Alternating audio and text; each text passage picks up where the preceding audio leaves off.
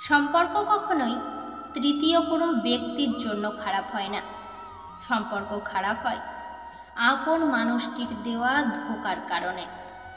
কারণ যে তোমার সত্যিকারের সে কখনোই অন্যের হতে পারে না। কিছু কিছু ভুলে মানুষকে কখনোই মাফ করা উচিত নয়, তাতে সে আপনাকে খারাপ ভাবুক বা ছেড়ে চলে যাক না কেন। আপনি যত সরল হবেন ততই মানুষ আপনাকে কষ্ট দেবে, তাই একটু বাঁকা হওয়াও দরকারি। মানুষ মানুষকে নামের দ্বারা চিনলেও তাকে মনে কিন্তু রাখে তার স্বভাবের পরিপ্রেক্ষিতে। তাই স্বভাব আগে সুন্দর করে তুলুন। মানুষের পাশে মানুষকে দুঃখের সময় থাকতে হয়, কারণ সুখের সময় তো হিজড়াকেও নাচতে দেখা যায়। ভগবানের উপর বিশ্বাস রেখে একটি কাজ করুন। আপনাকে কেউ কোনোদিন আর কষ্ট দিতে পারবে না। অন্যের মনে নিজের জায়গা খোঁজা বন্ধ করুন, বরং সেই সময়টি নিজেকে তৈরি করার কাজে লাগান। দেখবেন সেই মানুষগুলোই একদিন আপনাকে নিজেদের মনে বসাবে। সেই ভুলের কোনো ক্ষমা হয় না, যেখানে তুমি জানো কোনটি ঠিক আর কোনটি ভুল।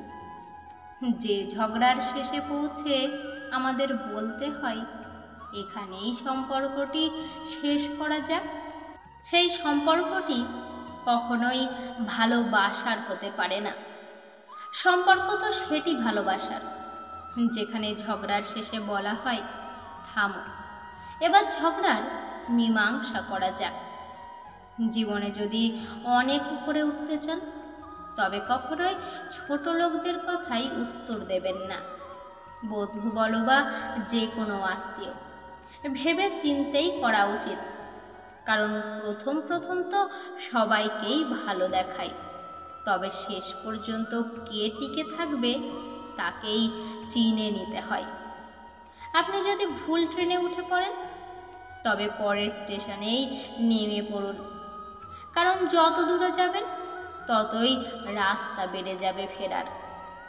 একইভাবে জীবনে যদি ভুল মানুষকে বেছে নেন তবে তাড়াতাড়ি নিজেকে সরিয়ে আনুন, কারণ যত দেরি হবে তত বেশি কষ্ট পেতে হবে আপনাকে। আপনি যদি বড় কিছু করার স্বপ্ন দেখেন তবে সমস্যা তো আসবেই, আর সমস্যার সামনা করতে পারলেই একদিন না একদিন সফলতা এসে অবশ্যই পৌঁছবে আপনার কাছে। আজকালকার মানুষ নিজের অসুবিধাতে বা খারাপ সময়ে ততটাও দুঃখী হয় না যতটা অন্যকে সুখী দেখে দুঃখী হয়। কাউকে সুন্দর দেখে তাকে খুব ভালো ভেবে নেবেন না, কারণ মানুষ ভেতর থেকে তেমনটি হয় না যেমনটি বাইরে থেকে দেখে মনে হয়। জীবনে যদি বারবার সংঘর্ষের মধ্যে পড়ছেন তবে ভগবানকে ধন্যবাদ দিন, কারণ ভগবান আপনাকে বড় কিছু কাজের জন্য তৈরি করেছেন। জীবনে যখনই কারো সাথে বন্ধুত্ব করবেন দেখে শুনে চোখ কান খোলা রেখে করবেন, কারণ আবেগের বশে অন্ধ হয়ে আমরা জীবনের প্রথম মানুষটি চিনতেই ভুল করে বসি বেশিরভাগ সময়ই, আর বাকি সারা জীবন সমস্ত মানুষকেই সন্দেহের চোখে দেখি। ভগবান যদি আমাদের কষ্ট দিয়ে থাকেন তবে মনে রাখবেন ভগবান তাকেই কষ্ট দেন যার কাছে তা সহ্য করার ক্ষমতা আছে। একজন মার কাছে 2 সন্তান থাকলে মা তাকেই বেশি ভারযুক্ত জিনিসটা দেন যে সেটা সহ্য করতে পারবে, আর তাকে কম ভারের জিনিসটা বইতে দেন যে যেটা সহ্য করতে পারবে। একইভাবে ভগবানও আমাদের ততটাই দুঃখ দেন যতটা আমরা সহ্য করতে পারবো, আর এটি সহ্য করে আমরা ততটাই সফলতা পাব।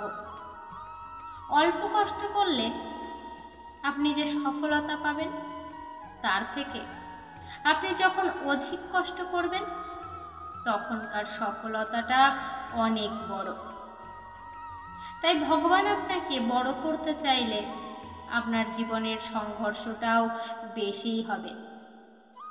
কারণ মনে রাখবেন, গরম ভাতে আর নরম বিছানায় কখনোই চাঁদে যাওয়া যায় না। চাঁদে তো সে যায় যে ফাঁকা মাঠে শুয়ে সেই চাঁদকে দেখতে পায়।